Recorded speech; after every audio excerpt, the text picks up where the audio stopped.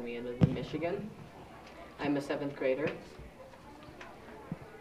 In the past, I've had words used against me to harm me, and I wanted to talk about this subject so that no one else had to go through the mental pain, anxiety, or depression I did. So I was thinking, what does the Bible say about words? And how can we apply those verses to our lives? So the first verse I found was in Ephesians 4:29, which says, "Let no corrupt communication proceed out of your mouth, but that which is good to the use of edifying, that it may minister grace unto the hearers."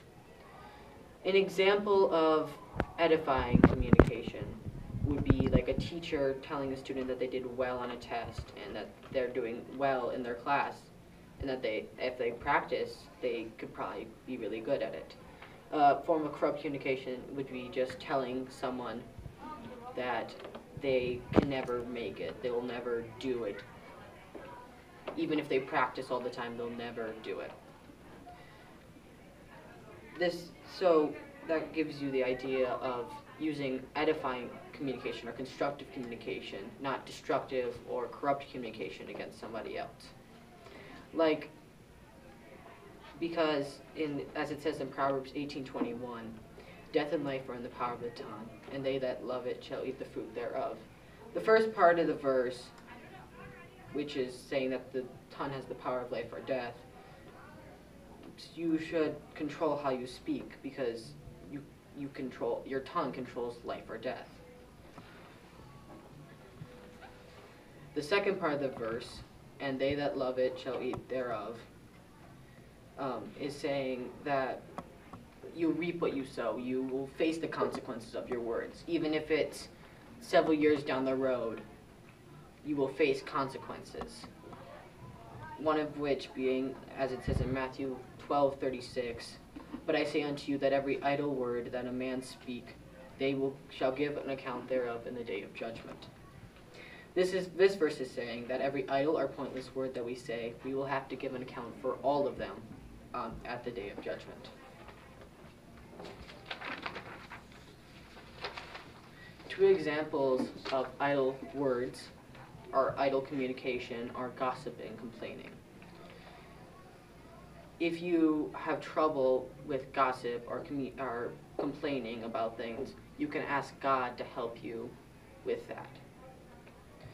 The next verse I have is Romans 12:14, which says, "Bless them which persecute you, bless and curse not." This is saying that even if someone else were to harm you with words, that doesn't give you the right to harm them back with words.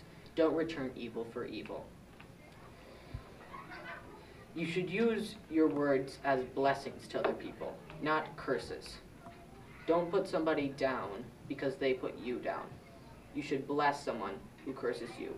Love your enemies, as the Bible says. The next verse, Matthew 15:18, "But those things which proceed out of the mouth come forth from the heart and defile a man." This verse is saying that the words that people say are from their heart. They're their true nature, whether it's good or evil. If you have trouble speaking with positive words, you can pray to God and ask Him to help you to be more nice to other people, to have more edifying communication instead of corrupt communication.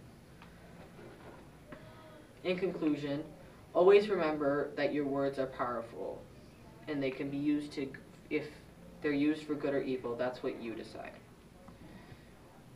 Because, as it says in Proverbs 12:18, "There is that speaketh like the piercings of a sword, but the tongue of the wise is health." This verse is saying that your words could be like a sword piercing somebody's mind, and there will be wounds left there that will never heal. It also is saying that if you use your words positively towards somebody else, that it will help them. It could help some of the wounds to close up a little bit. If you have trouble with speaking in a sword-piercing way and not a healing way, you can pray a prayer like how King David did in Psalms 19:14, "That the words of my mouth and the meditation of my heart which means our thoughts, be acceptable in thy sight, O Lord, my strength and my redeemer.